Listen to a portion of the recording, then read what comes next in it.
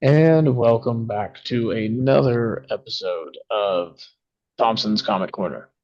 So we are back with George from Shortbox Summary into our countdown to Infinite Crisis tie-in stories. So if you guys haven't listened, 2 episodes ago when I had George on here, we did Countdown to Infinite Crisis, and he had tricked me into doing the whole setup. So now, thanks to George, we are going to do the Countdown to Infinite Crisis, and then if there's anything else after it, we're going to cover it because fuck it, we might as well just do the whole thing. Yeah, I mean, we're already here. Yeah. So we read the oh shit, I had it. I got it. Day of Vengeance tie-ins, which for anybody that's never read it like me, it is the Spectre goes crazy and they have to stop him. That's that's pretty much the gist of it. Yeah. I mean, that's That's a just that's a good quick. that's a good 2 cent synopsis. Yeah. Yeah, like Can I that. give a 5 cent synopsis? You can give a 10 cent if you want to. You can give a 20 cent. You I can give can't a give fifty I can't cent. give a 10 cent. I'm pretty sure they have that copyright protect trademarked over at the Last Comic Shop podcast. But basically, I didn't mention this to you before we started reading this book, but before this book came out, there was a series, or maybe it was during this book's coming out. There was this little story called Lightning Strikes Twice, and that took place in Superman, Action Comics, and Adventures of Superman, which were like the three big Superman ongoings at the time. And in it, basically, Eclipso comes back looking for like a new host to possess someone, and Superman and Shazam get involved. And there's a point where Eclipso takes over Superman and big fight, whatever. Anyways, the Heart of Darkness, like the thing that basically is like the little tomb for Eclipso, disappears at the end of that story, and then it reappears inside Arkham Asylum, and then it possesses Jean Loring, who is the wife of the Atom who snapped in Identity Crisis, which came out like a year before. And then through Eclipso, I guess, through Jean Loring, convinces Spectre that what's really evil in the world is magic. And so he goes on a terrible rampage throughout the DC magical universe and just starts blowing shit up left and right. And the only And surviving people basically are the people in this book. The only surviving people who have the courage to do anything about it are the people in this book. right, and I find it funny that they all just like conveniently are just chilling, like hiding out in a magical bar. Like I find that I don't know, but I, f- I feel like if there's one character that you're missing, and I mean, I understand it, like that would probably be there, that would be cool, is if John Constantine was in there. Sure. At the Just saying. time, John Constantine wasn't crossing over with DC Comics that much. He was pretty firmly over in Vertigo, Vertigo. and so that wasn't. I assume he interacted, but like I can't remember him in any like main continuity DC books at the time. But yeah, that would have been perfect. I feel like Detective Chimp in this was basically Pretty much. the closest to Constantine we were gonna get.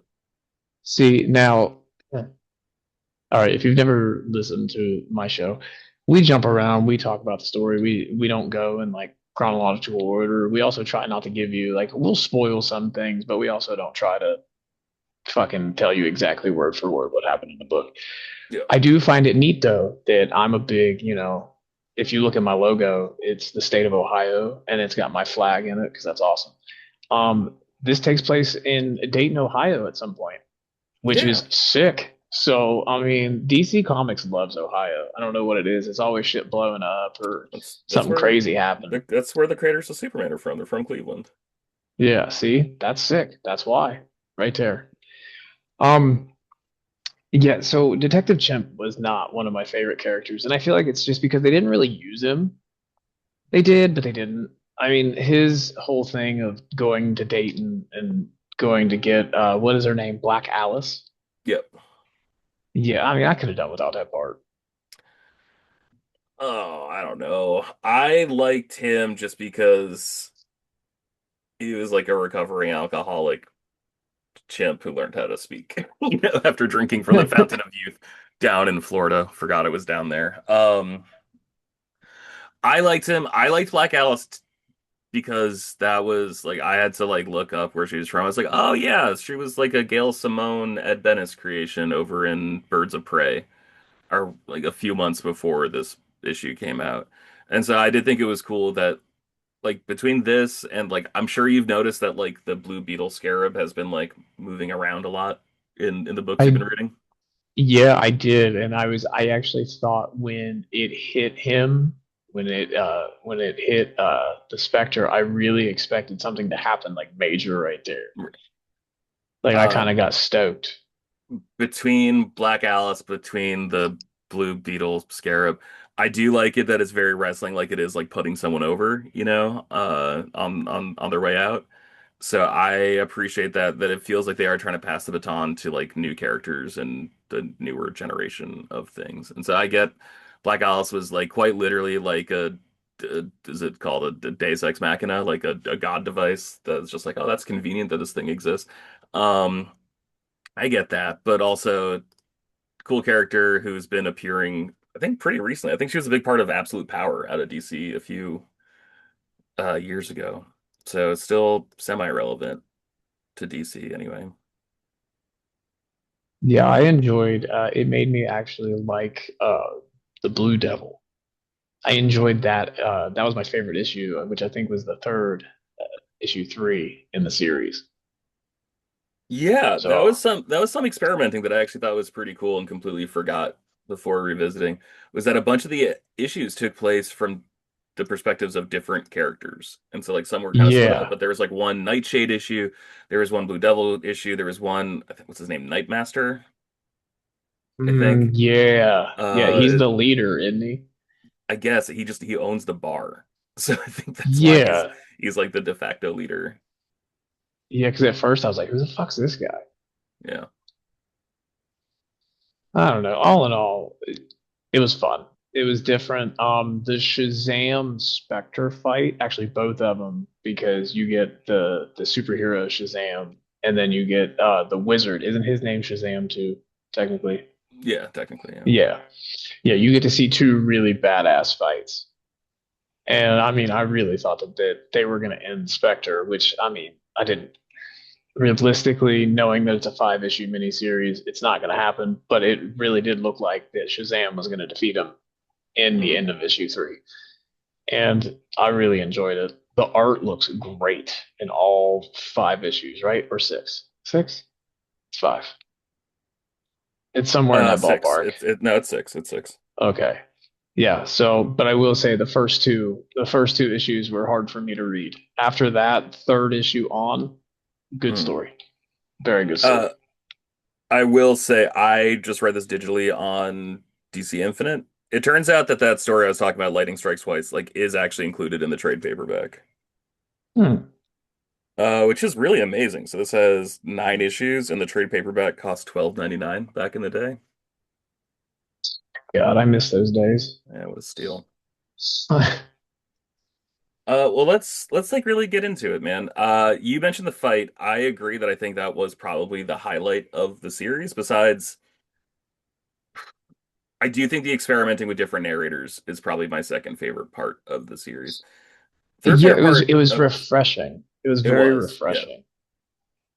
It's different. It's you get each issue is like you get the monologue of a different character and like how they're feeling with everything going on, which to my knowledge, I've never actually read like an event that had something like that. So it's kind of cool that you see everybody's point of view, yeah. different issues. And you know, it's there's not a lot of filler in this either. Like it's pretty much straightforward. And so like you said, if you read the other three issues, it explains what's going on with Eclipso. Because if you don't read those three issues, for me, it was hard to understand exactly why the Spectre was, you know, the way that he was, and then you see that he's paired with Eclipso, and that's you know you put two and two together. Mhm. I don't think that little miniseries really deals a lot with the Spectre. It mostly deals with, or miniseries, that little crossover. I think it mostly deals with Eclipso. And so it's like getting Eclipso's motivation for the Spectre. And like the Spectre, I just think hasn't had a host since, can't remember if Hal Jordan was the last host he had. Like after Final Night and like I guess was it Green Lantern Rebirth is where he stopped being a host for Yeah, the Green Spectre. Lantern Rebirth. Yep. So I guess that was where, so like that was probably like a year before. So he's just been flying solo for a year and without any kind of humanity to show him what's worth preserving, what's actually evil and whatnot. Like that was, oh God, where he's talking about like that guy who sold like $6. Like that was pretty tough. Where Yeah. it's just like, oh, you did that. Like, yeah, that guy was evil. You killed him. That guy was evil. You killed him. This person cheated on their wife. Technically a sin. I don't know if you needed to kill him though. This kid stole a $6 sandwich or whatever he stole, and it's just like, I don't know if he needed punishment. And then that was Yeah. it. That was Eclipso, just like going in and being like, you need like a mission, like you need a refocus, a realignment of what you're supposed to be doing. And that was like we saw that part in this series. It was just him setting his sights on magic. Yeah, and that was the first time that so this storyline would actually be probably the first time that I was introduced to Eclipso. Like I know from like the 90s Detective Comics annual, I think is what it is. They like Eclipso makes an appearance in it. Like I didn't really know who Eclipso was. So like Mhm. this was like my first like actual like, introduction to actually paying attention. So what exactly does Eclipso do? Eclipse, I'm pretty sure, is like an ancient like totem of darkness. Like it's one of those like as old as the universe, whatever. And this is all I'm basing this all. I don't give a shit about Eclipse, so I'm not gonna pretend to care about that character because they pop up so infrequently. Um, like they just appeared in like that big Flash War finale of that like I think it was Cy Spurrier run on Flash, like just before DC KO. And yeah, they're just like a primal force of the universe, like representing darkness or whatever. And so that's why like that they had that one weakness that I'm not going to spoil. That was in issue 6. But they basically just want to like reset the universe to zero so that they can, enjoy a Ah, pre. that is not the only weakness. Don't forget, my boy Blue Devil That's right. harpooned Turns out harpooned getting a Eclipso. trident to the Eclipso. stomach is also a pretty big weakness for Yeah. Eclipso there. Yeah. Oh, brother, and he was so upset when Eclipso chucked it and he couldn't find it. He's like, "What am I Y- supposed to do?" Yeah, man, threw it to the bottom of the fucking ocean. He's like, "Where the hell? Where am I supposed to find another one?" That's funny. The book, this book made me care about. So I'm trying to think of what book it was. It was another book that made me like actually care about a character. Oh, it was the Countdown, the first book. It actually made me give a shit about Blue Beetle. This Hmm. book actually made me give a shit about Blue Devil, and it makes me want to like hope that there's something after this. Like this, just him. Like they gave him another chance just by himself. I doubt it, but No, there is. There was they call themselves the Shadow Pact, and I think in this story, the wizard Shazam says like, yeah, it's a name that's like popped up before and like will pop up again. Like whenever there's a need from magic to be saved, like the Shadow Pact always reappears. And so there was a Shadow Pact, I want to say like 25 issue series that appeared after this, which is like semi-respectable, right? Lasted like two years. That's nice. yeah, holy hell, for a group of misfits. Yeah, and I think that started after Infinite Crisis ended. So, um, they come back. I don't know if you've noticed. I'm sure you have. So I don't want to put words in your mouth or whatever. Assumptions. I should be making assumptions, but like all these little countdown series are playing in a different pocket of the DC universe, and it really is like setting the stage. So here, like most of the most powerful magic users have been really fucking sidelined because of this, right? Yeah, I was actually wondering that because like where's you know they're not going to be the only motherfuckers on the earth, but it's because they're all in different little like you just said pockets like little dimensions, so everything's just going crazy. And again, this is the first time I've ever read this. So yeah, this is Right. all new to me. You know where this is going. I do not. Yeah, and that's why this is probably my favorite event of all time because of these like four miniseries where like OMAC Project really dealt with like the big three, right? Like it dealt with Superman, Wonder Woman, and Batman, and like put them in like really precarious standing with each other. This series is focusing entirely on the magic element of the DC universe. Villains United focuses on like the new secret society of super villains or whatever they call themselves, and like that 3-page thing we saw in Countdown to Infinite Crisis. And then the Rand Thanagar War Countdown series is all about like the DC cosmic of it all, like what's going on in the greater galaxy. Why can't they come and help during this crisis that's coming? And so like that's why it's my like it just felt so editorially managed and planned and thought out and organized. That's why I love this event so much. And Yeah, we and get oh, follow go up ahead. we get follow up in the Infinite Crisis series. So like this is not the last of these characters you'll see. Yeah, I saw that there's another issue, like another tie-in after the 6 issues, but it you're supposed to read it in order with the Infinite Crisis, correct? Yeah, all these Yeah, miniseries do have like what's called is it companion? I think yeah. Yeah, so it's like Day of or like Special, I think is what it's called. Day of Vengeance Special, OMAC Project Special. And they're collected in the Infinite Crisis companion. But yeah, they're just like four little one shots that take place and touch back on all these characters in this storyline in the context of Infinite Crisis.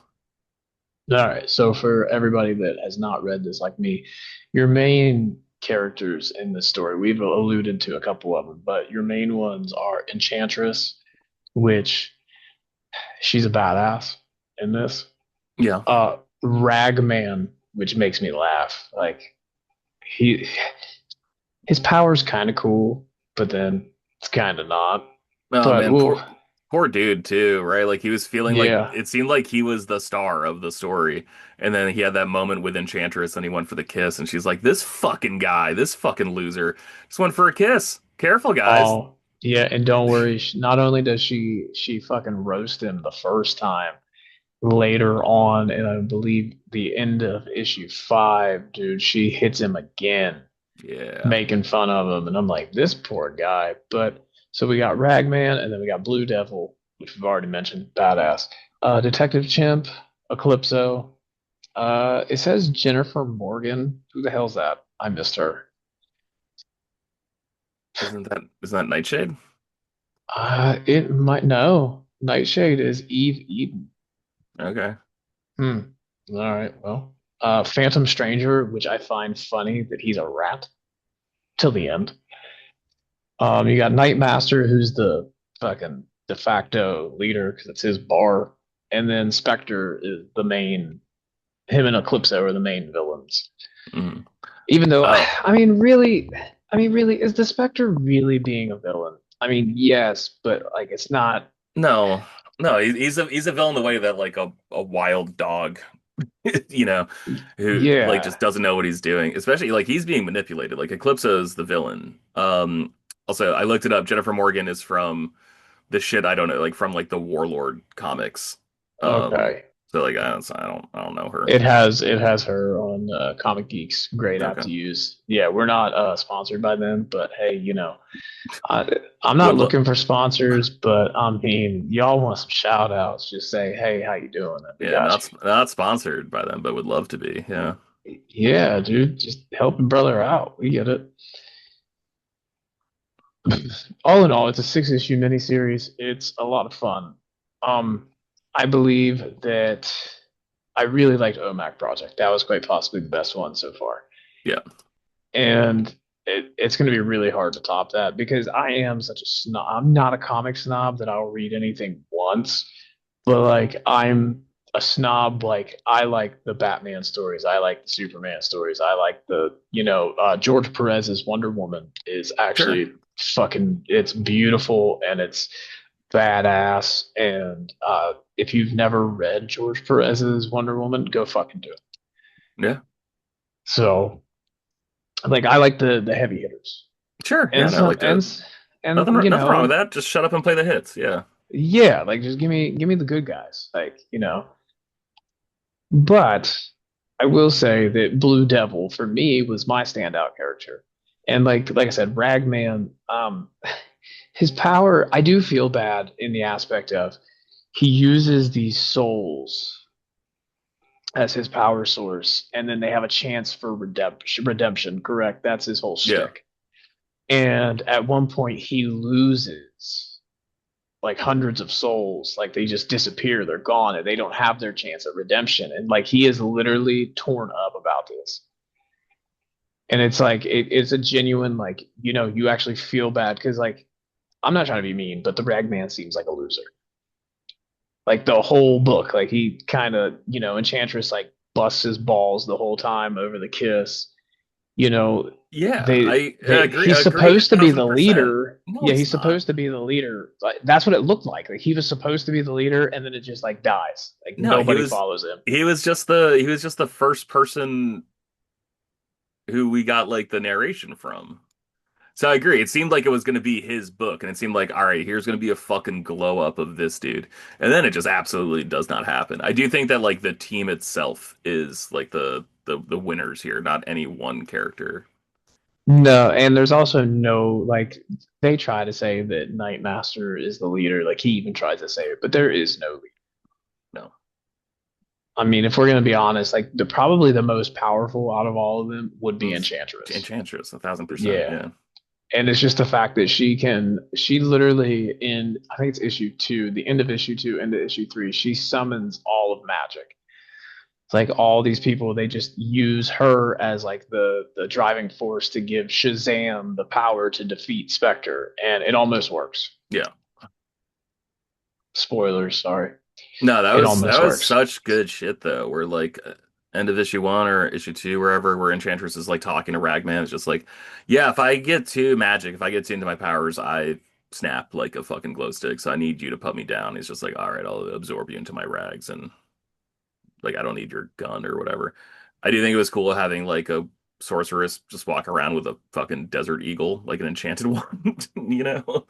Um, but him turning it down. And so like yeah, they did set him up. Also like, he was in Gotham, so it's like, oh, we know that place. Like you I don't know if he was like the best known character going into this. Like Blue Devil, I think had been around for a while. Enchantress, I think, is like mostly known as a villain.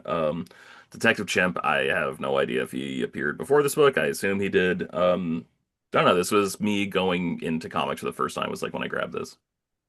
Yeah, like I said, Uh, the only characters I knew were Blue Devil, and that's because everywhere I go on Facebook Marketplace, I swear to God, somebody around here has Blue Devil number one, always on Facebook. oh damn. Swear to God, I've seen that book 100 times. Like I've never read it, but I just knew who he was. Hmm. So, and obviously, I love the Spectre and Neil Adams drawing the Spectre. Oh baby, Yeah. sign me up. Can't afford it, but sign me up. If you would like more Devil in your life, I think the 1 year later Teen Titans stuff is when Kid Devil joins the Teen Titans, who was like the former sidekick of Blue Devil.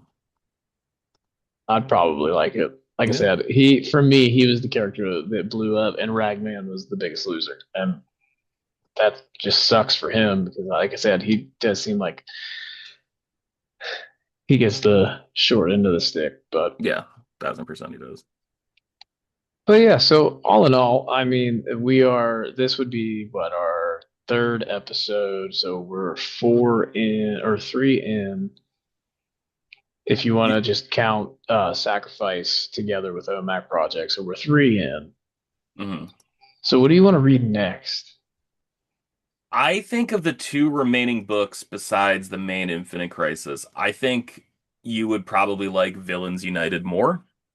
All right. So I want to save that one. I want to like end this on a high note. So I'm going to suggest Ran Thanagar War next, which is probably my favorite one, just because I do really like DC cosmic shit. All I'm right. So who's not in saying it's this? the Like best one. who's Let's see who's in this. Hawkman, Hawk Girl, Hawk Woman, like one of the two of them. I can't remember which one. Guy Gardner, I want to say. Some like Kyle Rayner, Adam Strange. oh, Um, okay. All right. Say less, my friend. All right. I'm in. Yeah, and so the only thing I think that you need to know about this, like there was technically an Adam Strange story before this called Planet Heist, and it's like listed as like a tie-in. It's not a fucking tie-in, really. Like, um, there's like two things that happen in that story where it's just like Rand goes missing or whatever, and like he's just trying to find it.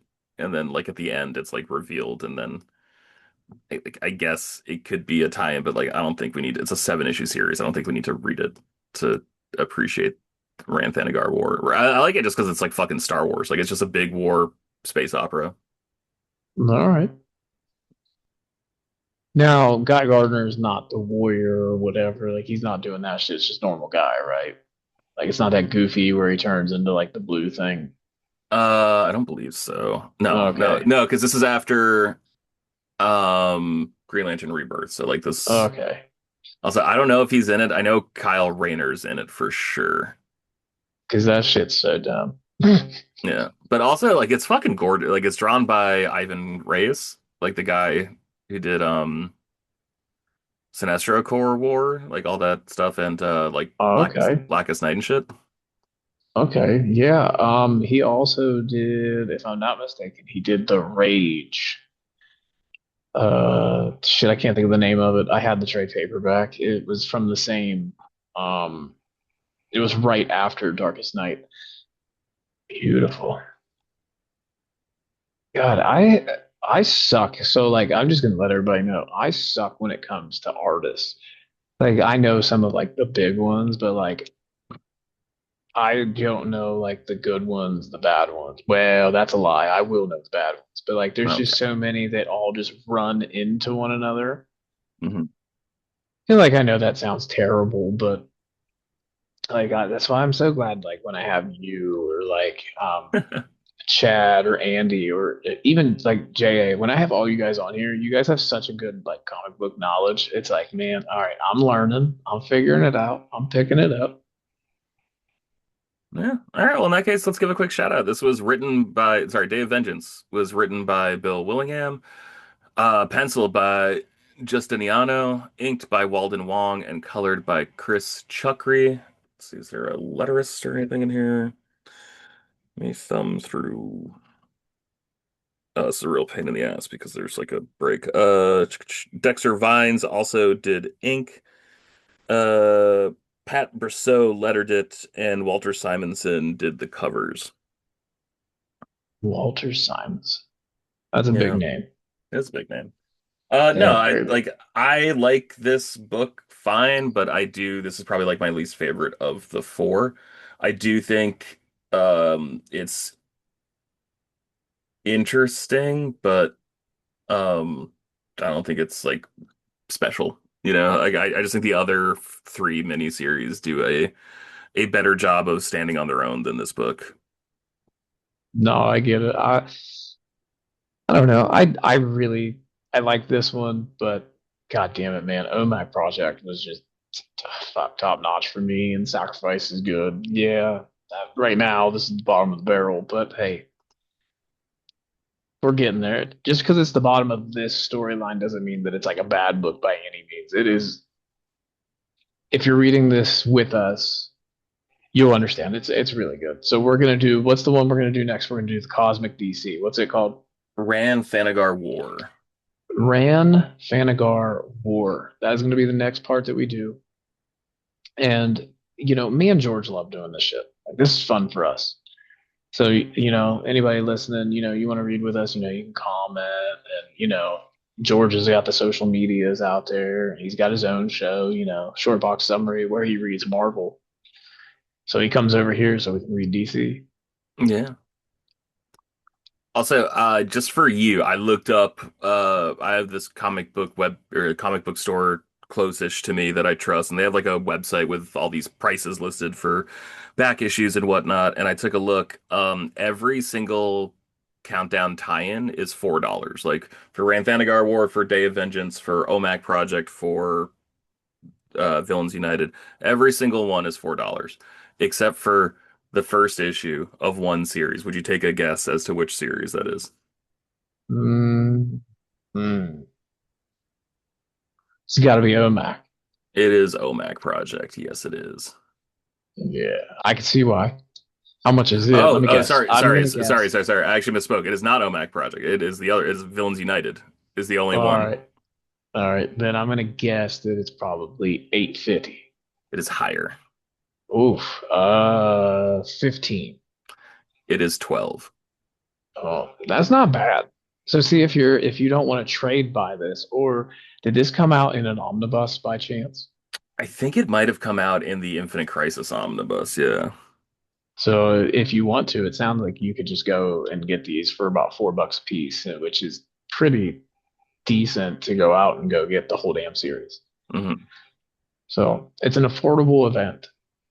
And like my local library has the core 7 issues of Infinite Crisis. So, or, it's on Libby or what's the other library? I like Hoopla. Hoopla. My library doesn't have, we have Libby. So it's all right. But you got Libby, you got Hoopla, you got DC Infinite, which again, we're not sponsored by them, but hey DC, if you're listening, I wouldn't mind it. Just give me a year. That's all I need. Just a year for Just free. Just a year. Again, my name's Zach, and thank you for joining me. And this is George from Shortbox Summary. And thanks for coming again. yeah, of course, man. Thanks for having me. Yeah, so we will be reading. Oh, shit. Go ahead and say it again. I already. Ran Thanagar War. There we go. That'll be the next time George is on here, which will probably be, give or take the way that we record. It'll probably be like a week or two after this episode, Sweet. depending on if I squeeze anything in, which I think after this, we're going to be reading, me and AJ are going to be reading, don't quote me, um, The Evil That Men Do, the Spider Man Black Cat story written by Kevin Smith. How to remember all that? Which, if you have never read that, is really good. So I like it. AJ's never read it, so I'm forcing him to read it. So Hell again, yeah. yeah. So again, thank you guys for listening, and as always, hope you have a great day and peace out, Cub Scouts.